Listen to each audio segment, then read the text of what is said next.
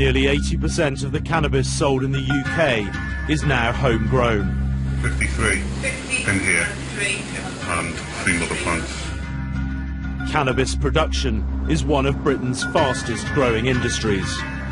What do you want, a camel or a 20? You got 20 for Last year, the police seized £200 million worth of cannabis plants. Police! Police! I'm going inside the world of cannabis growers and dealers. One's for the morning, one's for the midday, and one's for the evening. I'm going to follow the money all the way up the chain. At the moment, people are paying me £7,200 on a kilo. On a kilo, right. That's £200 an ounce, 36 ounces. I'll get 3,000, 4,000 out of each house every 3 months. My investigation will reveal how what began as a dope smoker's hobby has become an industry worth billions of pounds. I don't think anyone should be under the impression that just because it's small and in its house that it's not going to be profitable. It is very profitable. You take claw hammers, you take machetes, tight ropes, ratchet ties, duct tape. And I'll discover just how far organised criminals will go to take control of a business awash with easy money. I've got to sleep with a baseball bat, just in case. People would start thinking that I've got such and such, and I might become a target. Just give them a good beating on their legs, you know what I mean, across the ribs, and hammers on their feet and their toes and stuff. As soon as they start talking.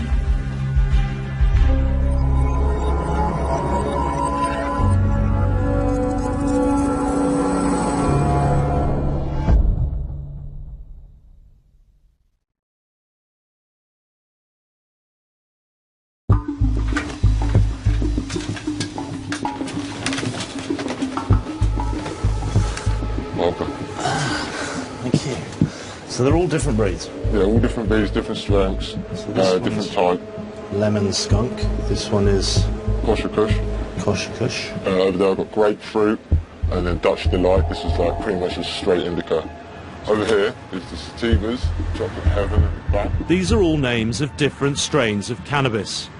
Britain has become a nation of cannabis connoisseurs. Ben has given me access to his loft, where, like thousands of cannabis users, he's growing his own supply. There's lots of variety. The sativas, they've got more uppy high, and the indicas are more of a heavy stone. So Right. I like a majority of different mix and matches. One's for the morning, one's for the midday, and one's for the evening. So it's all about the flavours now. Everyone thinks it's all about the strength, but to be honest, it's all about the flavours. So by doing it this way, how much money do you think you save? A substantial amount of money. What would it be worth? Well, ounce today, if it's good smoke anyway, you're looking at upwards of 200, so 220, So 3 or 4 grand. yeah, or upwards, yeah. On the streets, cannabis costs around £10 a gram, so a unit is called a 10 bag. But dealers like the old measures. They do business in ounces, which is 28 grams. They can usually buy an ounce for 200 quid, so when they're selling it for 280, they're making a 40% markup. Not bad for a business with no overheads. And to be honest, it's so easy to make money off this, but at the end of the day, it's one of those two options. You're either in it to make money or you're in it for your smoke. A lot of work. Well, it's either that or spend all my hard-earned cash giving it to some 16-year-old kid on a push bike who's just selling like 10s and 20s, getting ounces off actual drug dealers who have Class A's. I try and keep myself far, far away from that. And how many people that you know about are growing as well in this area? I would say in the close area of about 10 miles, about 20 people. I would say in the closest city, upwards 40. And they're just people you know? And that's just people I know. And these are people that don't sell at all. It's all personal.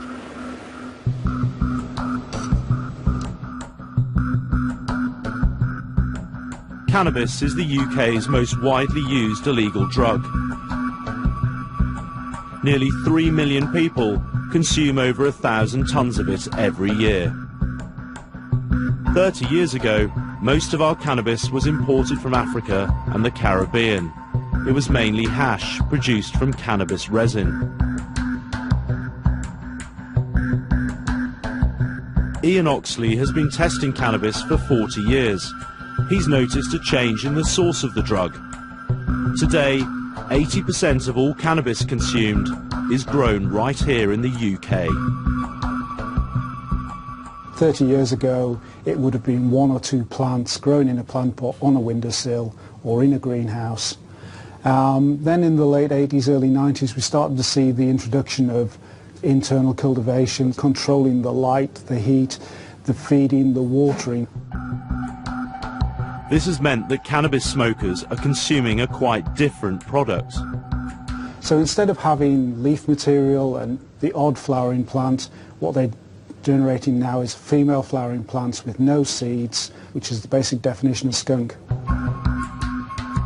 Skunk is just one of hundreds of strains of cannabis, but it's often used as a catch-all term for all potent forms of the drug. Cannabis is composed of many active ingredients. Tetrahydrocannabinol, or THC, and cannabidiol, CBD, are the main two. CBD tends to be the one when people are talking about the mellowing effects or the medicinal effects. THC tends to be the one which is harsher and sharper, but the one which gives you the hallucination or the high, if you like. Police test the THC levels of seized cannabis to determine its potency. The higher the potency, the higher the commercial value.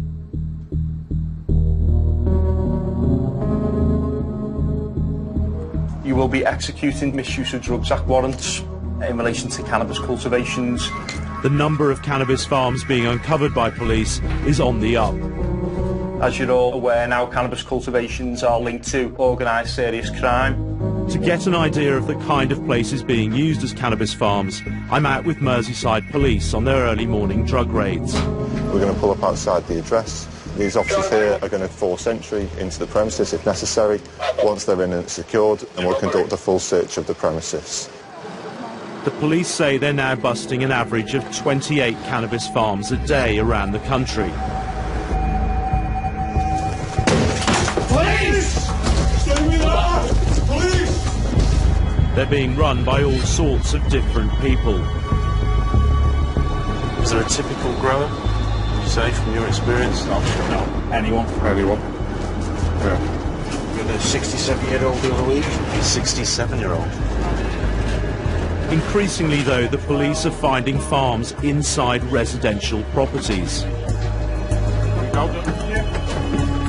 We obtained a warrant under the Misuse of Drugs Act, Section 23, which gives us an entitlement to search the premises for cannabis.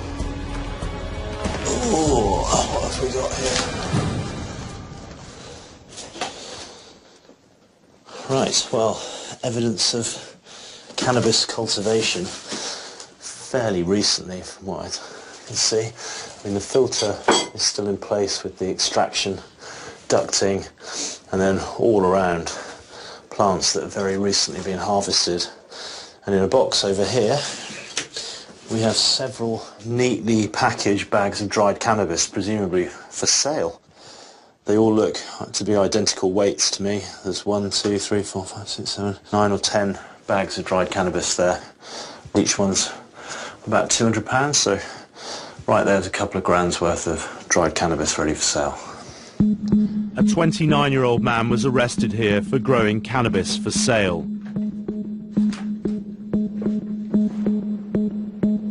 But some growers are keen to stay well away from police and criminals. The person that I used to get my supply from stopped supplying. John, in his 40s, is a professional gardener. I didn't want to go and look on the black market for anyone else because I trusted this person, and so I decided I'd start growing my own. He's a respectable family man who believes that what he's been doing for the last 6 years is merely an innocent hobby. I've got a lot of horticultural knowledge, a professional grower, I've got an HND in horticulture. It's part of my profession, that's what I do. I give gardening advice, I garden. To me, It's just another plant, but with some wonderful benefits. I don't know, it's a hobby and a passion. I don't really want to make illegal money out of it. If somebody came to me and said, it's legal now, we're looking for someone to grow, then I would be happy to be paid for growing cannabis. But it's just a step too far, a law too far for me. John doesn't sell any of his cannabis. For many personal growers, fear of those operating in the black market is a strong motivator for growing their own supply. The problems really with prohibition is that, with prohibition the market is controlled majority by the black market, and criminal gangs. Quite often you're dealing with some very unsavoury characters, who aren't just into growing cannabis. They could be involved in all sorts of other illegal activities, who are motivated by profit and money, and so they will tend to grow a substandard product. Orson is the founder of the London Cannabis Club. Since it was set up 2 years ago, it's attracted over 4,500 members. People often mistake cannabis as being a subculture, but it's not a subculture at all, it's very much a mainstream issue. The long-term aim of the club is to encourage and support cannabis cultivation so members can become self-sufficient and avoid buying off the street. We have meetings all over London where we turn up to different locations, and it's not about people just sitting around and getting completely stoned.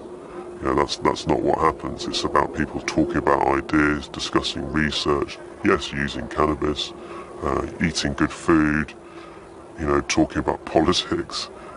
Imagine wine tasting. You see people sticking their nose into pots and rubbing their fingers and smelling them and tasting them and getting the different effects.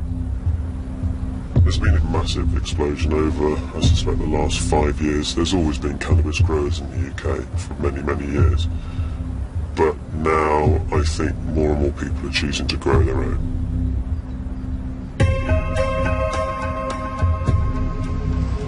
Britain is famously a green-fingered nation. But for many, growing cannabis is no longer just a pot on the windowsill.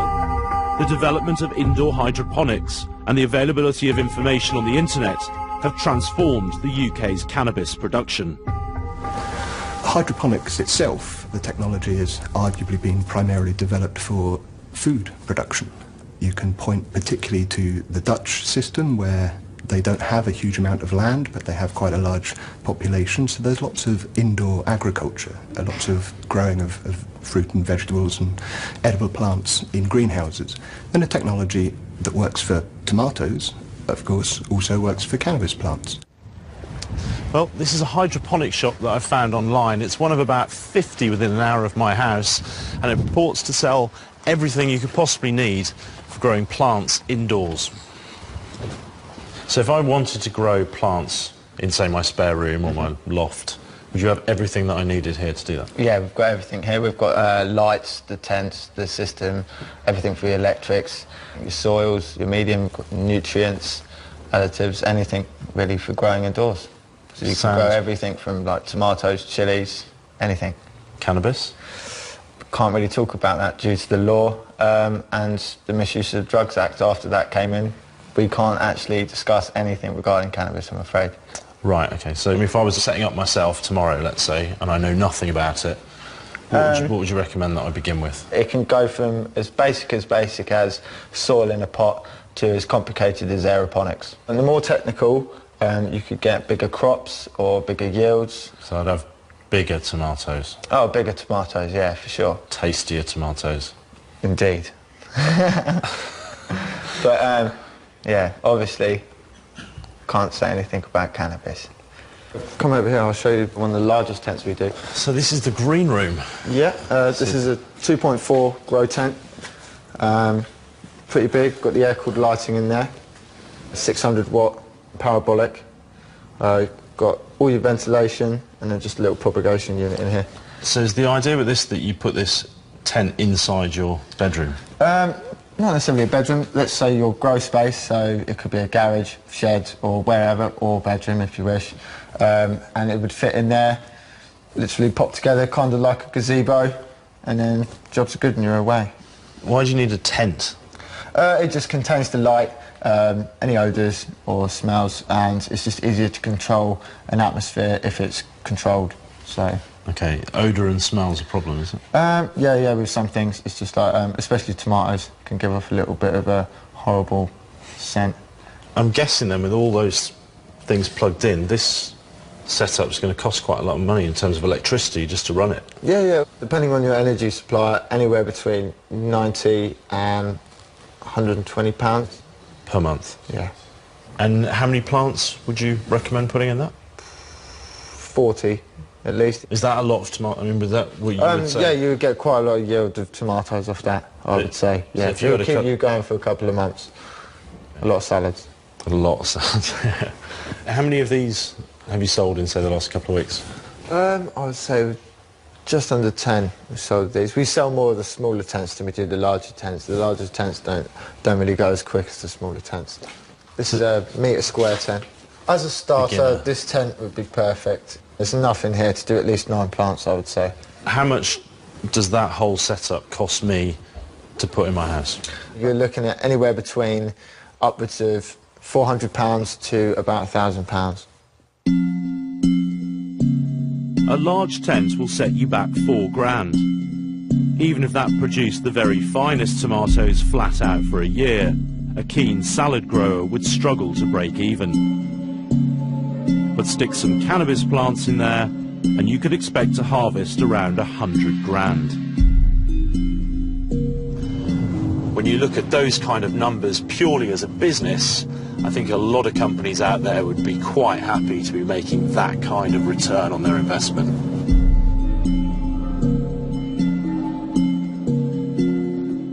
Cannabis farming has become so popular that specialist weed consultants now offer their services to help growers hone their skills and improve their yields. I help people set up their own grows so they can grow their own cannabis rather than go and buy it off the street. Stuart no longer grows himself, but as an expert gardener, he helps others to start growing cannabis.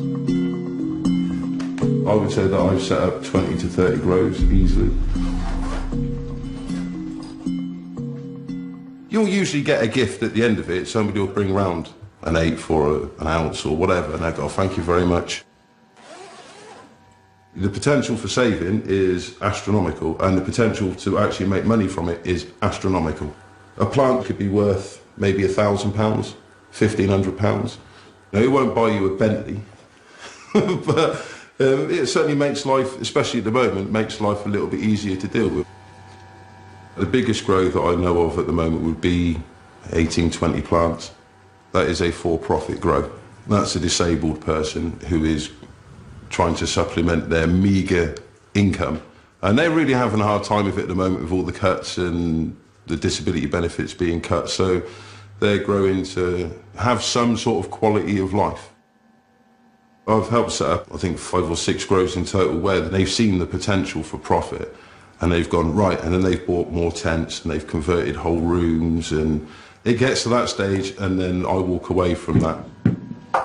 Stuart may choose to walk away from the big money, but there are plenty of others ready to step in. With the huge margins and relatively low risks, it's hardly surprising that there are plenty of people ready to risk jail to get the drugs onto the street. What's more surprising is that one of them is prepared to show me how. So where are we going now? We are going to a council estate area.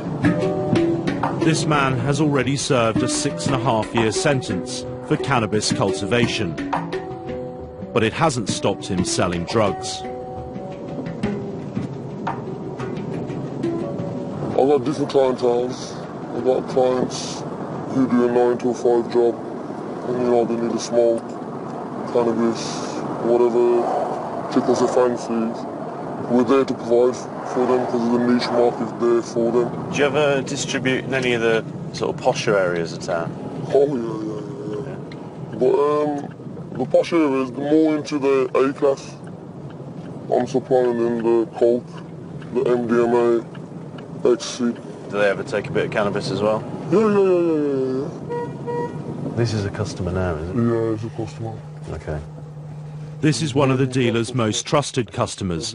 He's unaware he's being filmed. It takes, more batteries that He's allowed to buy on credit and pay at the end of the week. No USB charging the car, mate. So what was you saying? What did you want? 10 or 120? Till Friday, isn't it? What is it? Yeah, Sam. Is that cool, yeah? Yeah, no problem. What did you want? 10 or 20? You can go for 20 if you can do it. Alright, then just make a note of what you... Yeah, definitely. Oh, then, yeah, mate. It's on 70 now. 70, yeah? Yeah. Possibly 30 Friday. And following Friday. Sam. Same from. Oh, mate, Sam. See you in a bit. How many customers did you say you've got? 100, 150 people. And they're all buying sort of 10? 10s, 20s, and then we got about 15 clients who will come purchase large amounts, half a kilos to 2-3 boxes. At the moment, people are paying me £7,200 on a kilo. On a kilo, right. That's £200 an ounce, 36 ounces. 7 days a week? 7 days a week, 24/7. Whatever you need, you call us, we will supply. Show the lads what we're going to drop off now. So the person we're going to drop off now is another geezer from around the area who buys in large quantities off us and sells in small quantities and makes his couple £100 on top. Okay, so he's a little dealer himself? He's a little dealer himself. This is a half an ounce, just some low grade. It's cheese, but like, you know when we go through boxes and boxes of bud, right. We have loads of dust left over, of crumbs of bud and that. Right. So what we do is we just give like 14, 15 grams, 16 grams of this for like 80 quid to the chap, and he'll just buy a half an ounce of other bud, mix it up together. Okay. Distribute it, and he's made his extra couple of £100 on top. So he's using that as a kind of buffer to make a bit of extra cash? So he'll put like 0.4, 0.5 bud, 0.5 dust. Right. That's a 10 draw there as well. Okay. And if someone sold you a 10 draw that was like that? I would never be buying no 10 draws, mate. No. Yeah, I recognise you there, man. Safely. Oh, yeah. You got that cheap? Yeah, there's 300 there, yeah, and it's £30 from last night. Safely. Alright, yeah, brother. Hold it down, yeah? Safe. Calm down. Should I give us 3 there? He said 330 there with the 30 from last time. Alright, 370. Oh, it's with 30, yeah? All there, yeah? How many grows have you got on the go at the moment? At the moment we have 4 houses on a 3-month cycle each. And how many plants in each of those 4 grows? Each grow house has got roughly 200 to 250 plants. So there's about 1,000 plants. The roughly income of that is like every 3 months 20 grand to 25 grand, depending on what you're growing. Nothing major. It's a very frank explanation, and the sums are pretty staggering. Added up, it means a dealer can make up to £100,000 a year from cannabis alone. With all this cannabis washing around the system, I found myself wondering where it's coming from. Is the cannabis being grown commercially by dealers different from homegrown cannabis, or is it all the same stuff? If we look at these 2 samples here, for example, that one, number 2, was homegrown, and this sample here, number 3, we know was bought off the street. And they're almost identical. Yeah, I mean, I wouldn't be able to tell the difference between those 2.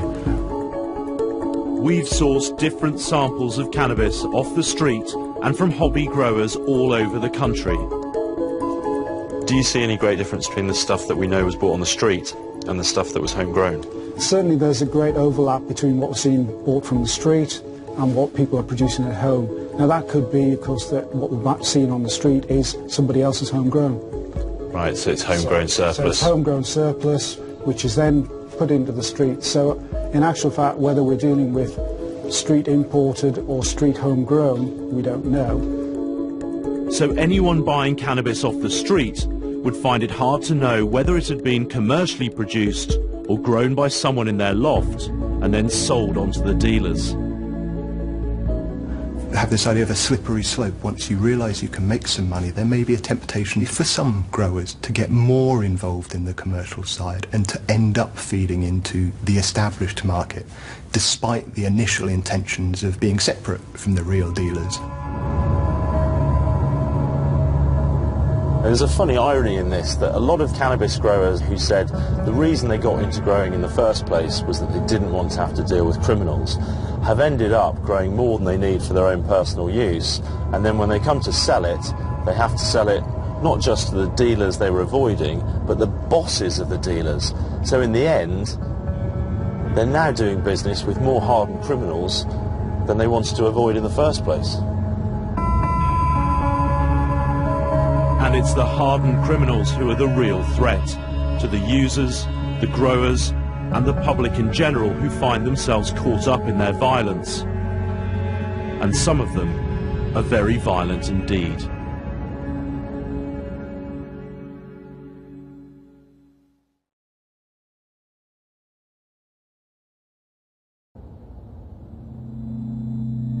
With the domestic cannabis industry soaring, the police are having to dedicate ever more resources to tracking down the growers. In Liverpool, the police have a specific team that raids farms and destroys plants. Since it was set up 9 months ago, the unit has busted nearly 300 farms across the city.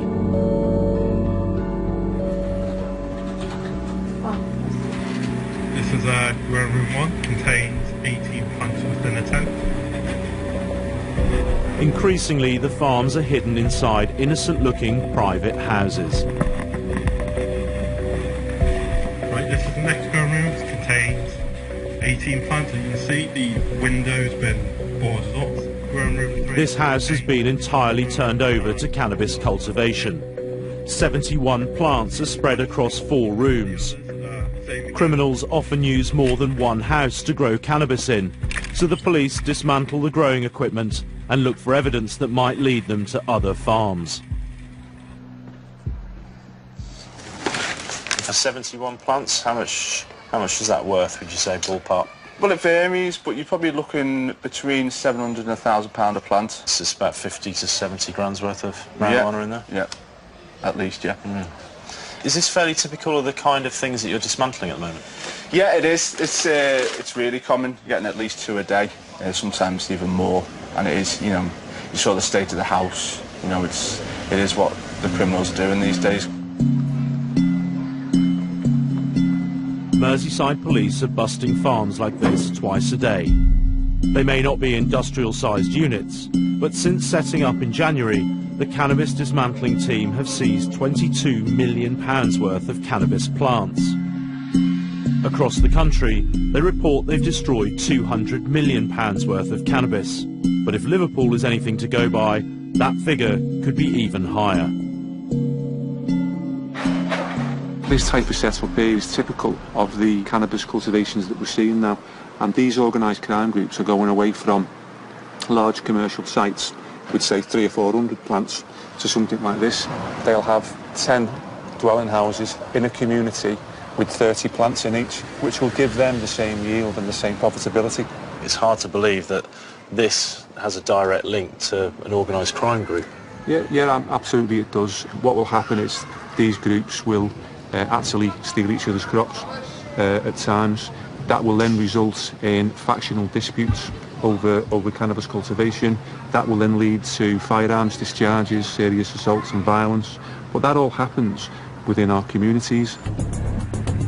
So if the professional criminal gangs are downsizing, they may now be using exactly the same methods as the home growers. Small, easy-to-hide growing areas inside houses. It's helping them avoid police detection and thereby spreading the risk. So for the top-tier criminals, it means fewer losses and higher profits. It's good business practice. A growing business needs to grow its supply chain, which is exactly what this man has done. How many different grows have you got going on at any one time? 3, 4. It depends how much space you can get hold of as well. And so the only limit to how much money you can make is how many properties you can access. And are they all in properties that you personally own or rent? No. You grow in other people's properties? Yeah. Don't do that at your own spot. If you do it at your own spot, you're more likely to get caught. So how do you find a spot? People are in situations. Everybody's in a situation or another. If you give them a solution, sometimes they'll take it. As long as you can persuade them that the risks are minimal, why not? So what kind of people have you persuaded? People that are hard up for cash and have a property, or has a property that no one's attending so frequently, you can get away with it. It only takes a couple of months. Well, I mean, I've got a property no one ever comes to. I'm away a lot. Well, could you set up a grow room in my house? If you wanted to, wouldn't be a problem. Get some extra income in. Your annual income will go up. Extra holiday here or there. How many people have you made this arrangement with in the past? A few. I wouldn't really like to get into detail because then people that may know me would start thinking that I've got such and such and I might become a target, which is not in my plans. And have any of them ever been caught? Yeah, people always get caught. But then what happens if we have this arrangement going and then the police come to my door and I get arrested with all these plants? Well, that's one of the risks. And as it stands, like, I've taken enough risks already in my lifetime. That's why I'm doing it the way I'm doing it now. So it's me that goes to jail? Probably, but yeah. But you're not? I'll probably be on the beach somewhere. I'm struck by how frankly he admits to manipulating people into risking jail to grow for him. There are clear examples, I think, of where the criminal, the organised crime side of the cannabis cultivation industry has exploited the more innocent cottage industry type growers by recruiting them to run a particular grow operation. For some people who've been coerced into cannabis cultivation, the only way out is the police.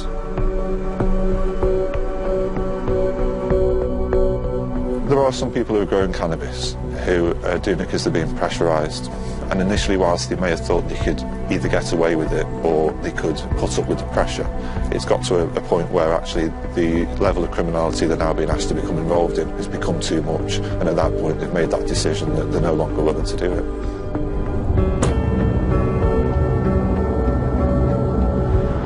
It's not hard to imagine how easy it might be for someone using drugs to run up considerable debts. And the people they owe money to are probably not the sort you would want to argue with. And how did you first get into growing cannabis then? It was a debt. Yeah. At a council. When you say you're in debt, we're not talking about the bank? No. An individual? An associate, yeah. Just under £2,500. And when he first said to you, OK, you owe me £2,500, but you can pay that off by growing cannabis for me, what did you think of that? I refused. But obviously intimidation, threats, threatened to go to relatives, parents, brothers, sisters. So I just had to say, yeah, I had no choice. The guy that you were growing for, did you know that he was using other people to grow as well? Yes, I did, yeah. Was he known for that? Yeah, he's a bit of a bully. And then I guess it's quite a responsibility as well, because you've got to be there every day. Yeah. Put an eye on it every day. Yeah. It's not the sort of thing you can walk away from. And it's not just the responsibility factor, it's the scare factor as well. I mean, obviously if it's other drug dealers or people who want to make a quick buck, find out about it, I mean, they'll kick off your door and take whatever's in there. And if you're in there at the same time, give you hiding. How does that affect your mental state? Do you become paranoid? I've got to sleep with a baseball bat, just in case. Every morning I'd get up and think, my door hasn't come off today.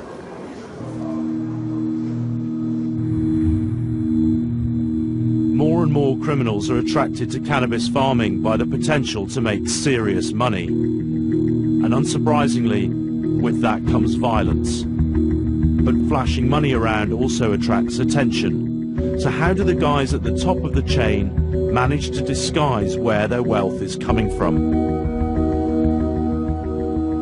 As I follow the money up the ladder, I'm discovering that smart money is also clean money. This man is using cannabis to build himself a property empire.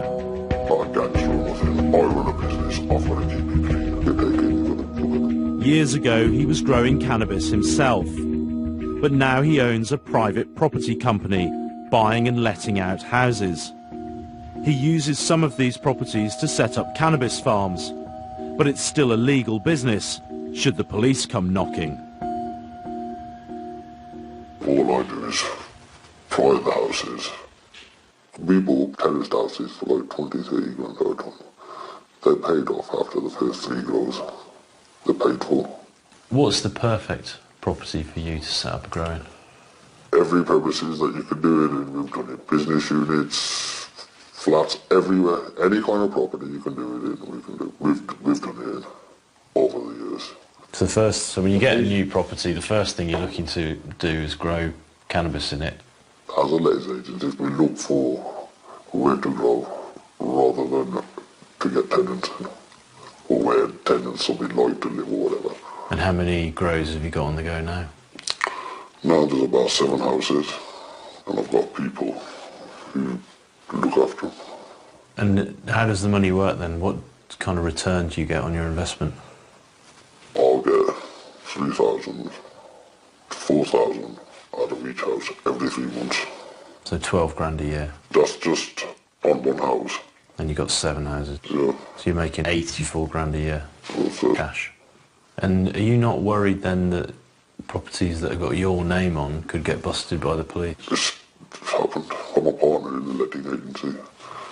So we've got papers with identifications, you know, saying who rented the property. Once they rent it over, my job is just to collect the rent. My record's clean, and I want to keep it that way. And this is the best way for me to keep out of it. It's proving to be a successful strategy, a criminal enterprise, but seemingly legal and above board, producing lots of clean money, often untraceable and unseen by the taxman. My interviewee seems very confident that his business will continue to grow.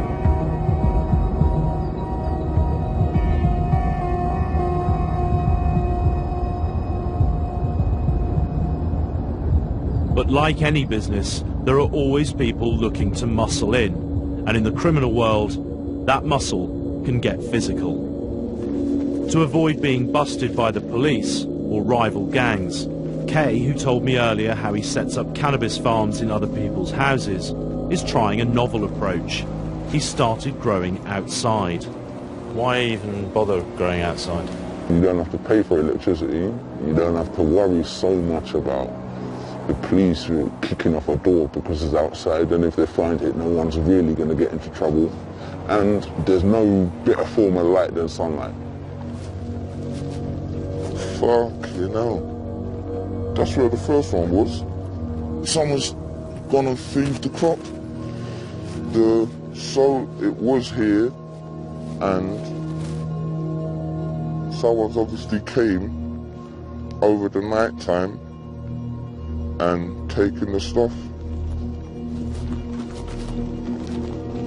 Second one, you can see the patches where they've been lifted up.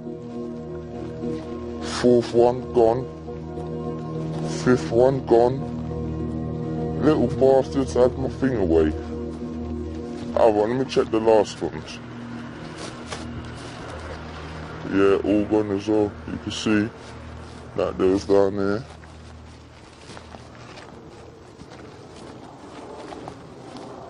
And down there. Yep, all gone. All gone. I've got a little inkling who it may be. With each cannabis plant worth up to £1,000, the threat of extreme violence between rival producers is never far away. I'm about to find out just how lucky Kay may have been. At least his cannabis wasn't stolen by force.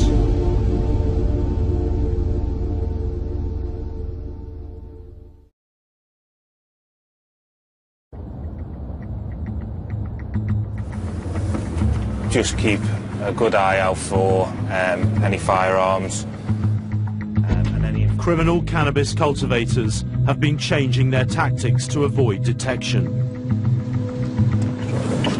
The log says that there is approximately 50 to 60 plants in the basement.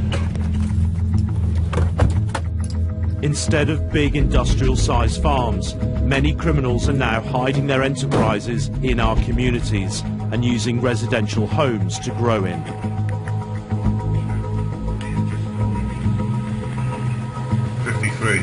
In here. So 50 immature and 3 mother plants. I don't think anyone should be under the impression that just because it's small and in its house that it's not going to be profitable. It is very profitable what people are doing in the houses, and it's enough to fund criminal groups. Last year, the police say they destroyed £200 million worth of cannabis plants.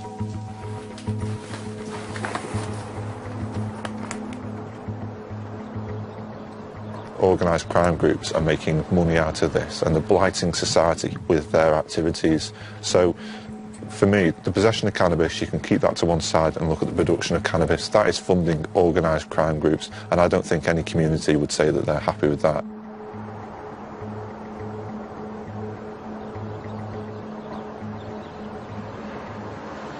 The whole drugs market in the UK is probably about £6 billion a year.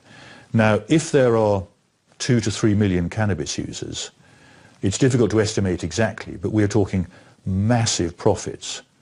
So it's not surprising that criminals get involved, and it's not surprising that because the market is illicit, they don't use solicitors to resolve their issues over territory. They use violence.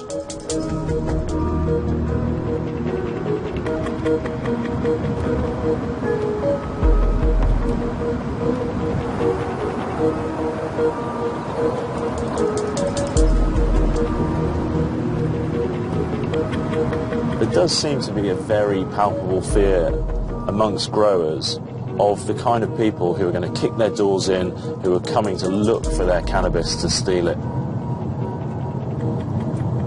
You know, at the end of the day, you're growing cannabis in your spare room, you're breaking the law, and I think a lot of these gangs realise that they can kick your door in, they can steal your cannabis, and you've got nobody to turn to. It's not as though you're going to call the police.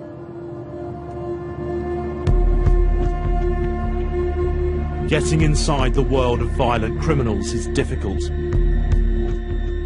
But I've found someone prepared to explain what really happens when there's a drugs bust.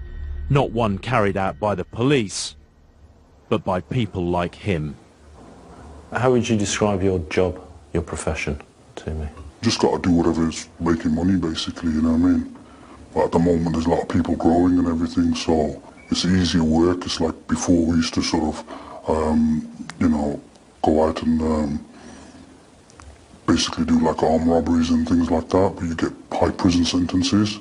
But now, are you hitting people that are growing cannabis? Yeah, because there's enough people out there doing this, the growing, you with me. Only punks anyway, then even criminals that think they can get rich by doing a bit of growing and stuff, you get me? So they're just going on like pussies, so at the end of the day, I just take what's mine. They ain't nobody's. They're doing wrong and I'm doing wrong. Now people are just sort of like taking small houses where they don't rouse suspicion, you get me, to try to blend in with the families, but that's where the fuck up, you see. So what are the telltale signs then that you're looking for? When you say you can spot people are growing, what do they do? Well, basically, you look at curtains and stuff, they've never been drawn, you with me?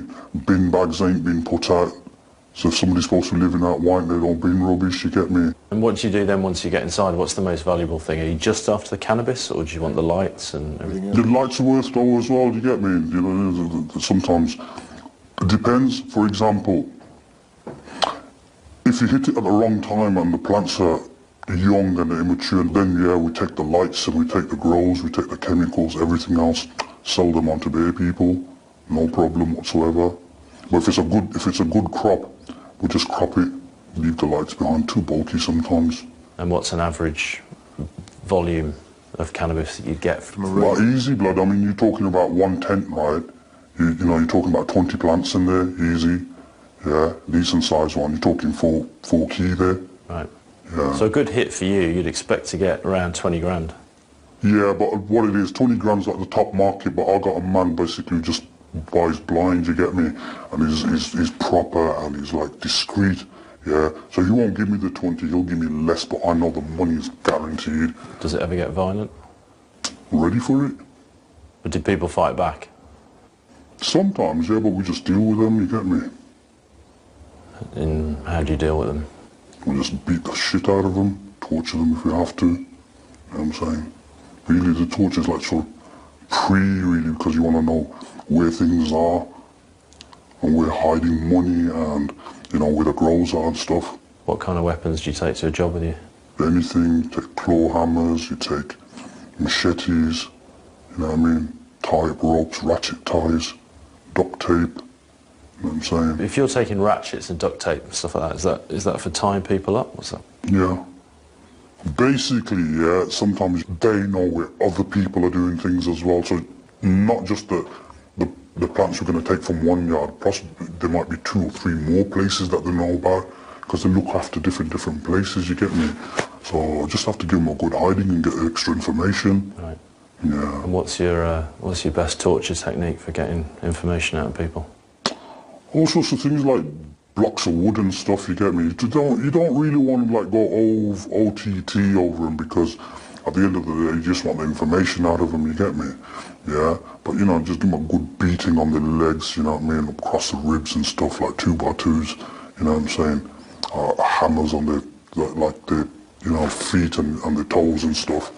Whack them a few times with hammers on there, they soon start talking. I know it sounds bad and everything else, but we ain't there to make friends. Do you enjoy your job? Not really, I wouldn't say really I enjoy my job. It's something that I've got to do. Something there that's got to be done. You get me? I'm just going to repeat it while I can, while something changes at the end of the day. They might just fucking legalise it tomorrow and man can grow it legalised, so that's going to be end of that. The legalisation of it would put you out of work? Put me out of work. Prohibition style.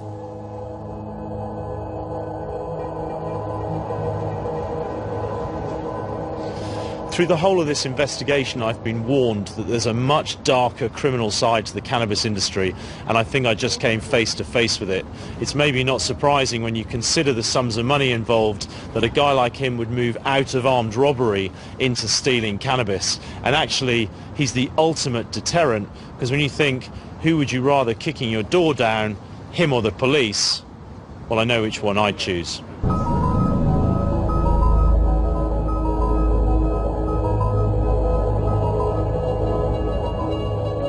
It's hardly surprising then that for the people I've met throughout this investigation, the levels of fear are high. It's the scare factor as well. I mean, I'd go to sleep with a baseball bat, just in case. But so, every morning I'd get up and think, my door hasn't come off today. I don't want to be always looking over my shoulder, waking up so early in the morning thinking that my door's going to come off. It's said that if you arrest a drug dealer, you are simply creating a job opportunity for the next drug dealer to step into their shoes. And frankly, from my experience and from the experience of many police, that's exactly the case. If I don't do it, someone else is going to do it. And there's plenty of people out there doing it. So why don't I just have a bit of slice of it? It's estimated that over 400,000 people are growing cannabis in the UK. with a market worth billions of pounds. What's happened is that under Prohibition, this market, and it's a very big market, has been handed to criminals. So criminals are making a huge profit, and they're balancing that huge profit against the relatively low chance of getting caught. So it's very much worth their while to get into the drugs trade, make huge profits, and largely avoid detection. I mean, they should legalise it anyway in this country to put a stop to it all. Maybe that's the kind of thing I need to put me out of business. Because I'm not going to stop otherwise. You know, if it's just coming in, money coming in, well, I've got a reason to stop. But if they did do something like that, then obviously I'd stop. This year, the government saw no reason to fundamentally change policy. Cannabis is a controlled drug. It's a Class B drug under the Misuse of Drugs Act.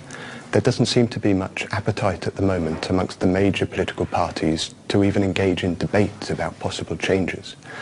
I think that it's maybe seen more as a vote-losing issue than a vote-winning issue, because many people out there still see cannabis potentially as a dangerous drug or see it as a moral issue. However, the status quo is clearly problematic. Having a market that is illegal opens the door to criminals getting involved. I'm just going to reap it in while I can, but market's good at the moment, trust me, yeah. It's doing good, the more the merrier.